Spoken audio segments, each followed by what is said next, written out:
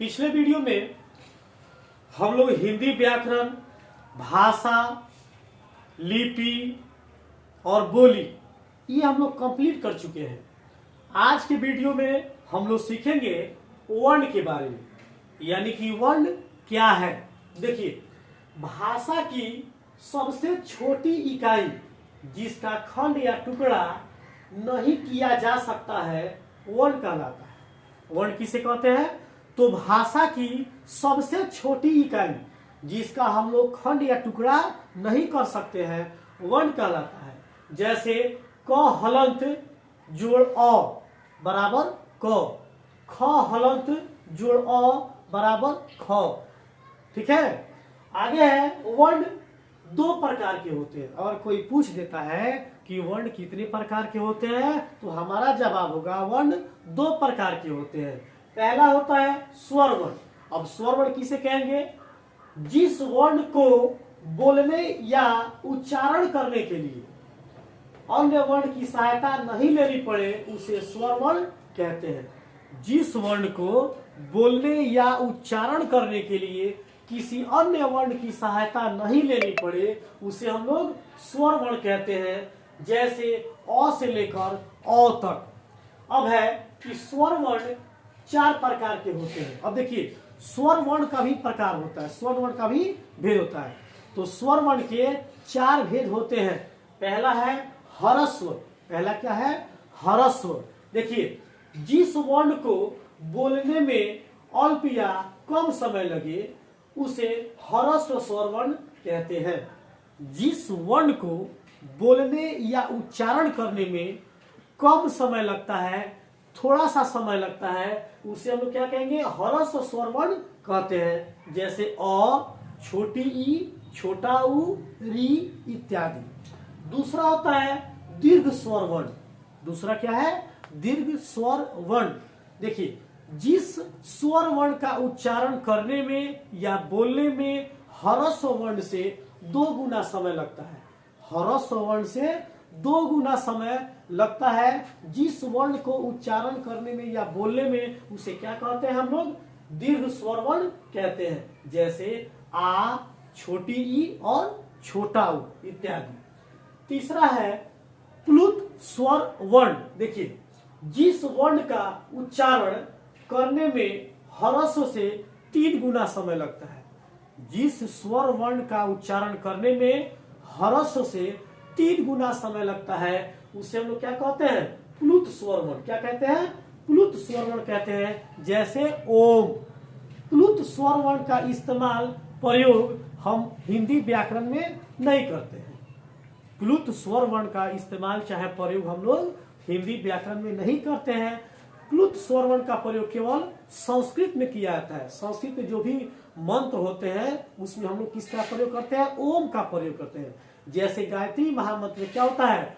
ओम भूर भुवस्वः तत्सवितुर्वरेण्यं भर्गो देवस्य धीमहि धियो यो न प्रचोदयात्। यानी कि संस्कृत में जितने भी क्या बोलते हैं उसको, जो मंत्र होता है ना, मंत्र जो होता है उसका इस्तेमाल वहां पर प्लुत स्वर वर्ण का उच्चारण हम लोग संस्कृत नहीं करते हैं। अब है चौथा संयुक्त स्वर वर्ण।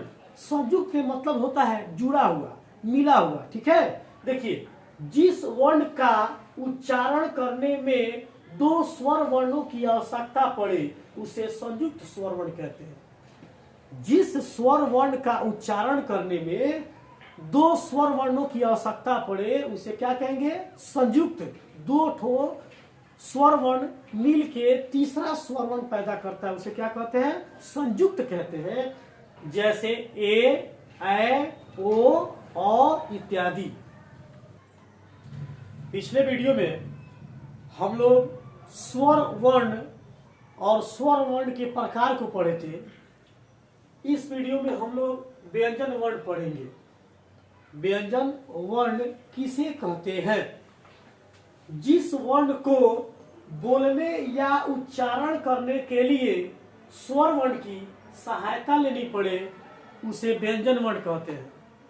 जिस वर्ण को बोलने या उच्चारण करने के लिए हमें स्वर वर्ण की सहायता लेनी पड़े उसे क्या कहेंगे? व्यंजन वर्ण कहते हैं। जैसे में क से लेकर ग तक। ठीक है, अब है व्यंजन वर्ण 4 प्रकार के होते हैं। कोई पूछता है कि व्यंजन वर्ण कितने प्रकार के होते हैं, तो हम बताएंगे कि व्यंजन वर्ण 4 प्रकार के होते हैं। पहला होता है स्पर्श। स्पर्श के मतलब होता है छूना, टच करना।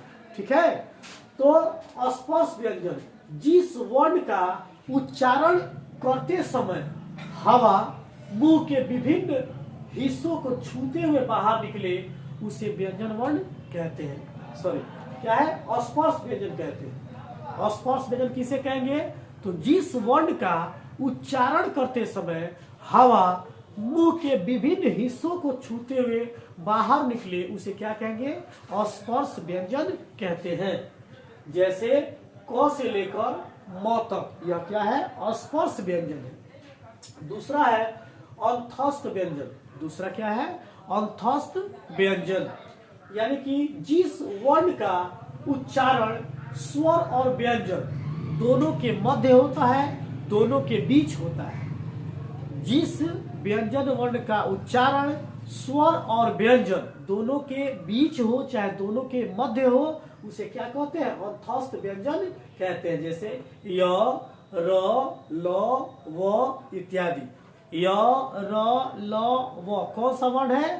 तो यह है अंतस्थ व्यंजन। तीसरा आते हैं ऊष्मीय व्यंजन। ऊष्मा का मतलब होता है गर्मी, हीट। ठीक है, तो ऊष्मीय व्यंजन किसे कहेंगे? जिस व्यंजन वर्ण का उच्चारण करते समय हल्की ऊष्मा उत्पन्न होती है। जिस व्यंजन वर्ण का उच्चारण करते समय मुंह में हल्की ऊष्मा उत्पन्न होती है, उसे क्या कहते हैं? ऊष्मीय व्यंजन कहते हैं। जैसे तालाबे स, मूर्धन्य स, दंत स और ह। ठीक है, ये चारों को बोलते समय क्या होता है? मुंह से हल्की ऊष्मा उत्पन्न होती है। कौन कौन सा? तालाबे स, मूर्धन्य स, दंत स और ह। चलिए, चौथा है संयुक्त व्यंजन वर्ण। इसके पहले ही हम बताए थे कि संयुक्त का मतलब होता है जोड़ना, मिलाना। ठीक है, देखिए, जिस वर्ण का उच्चारण 2 व्यंजन वर्णों के मेल से होता है, जिस वर्ण का उच्चारण 2 व्यंजन वर्णों के मेल से होता है, उसे संयुक्त व्यंजन कहते हैं। जैसे छ, त्र, ज्ञ और स्र।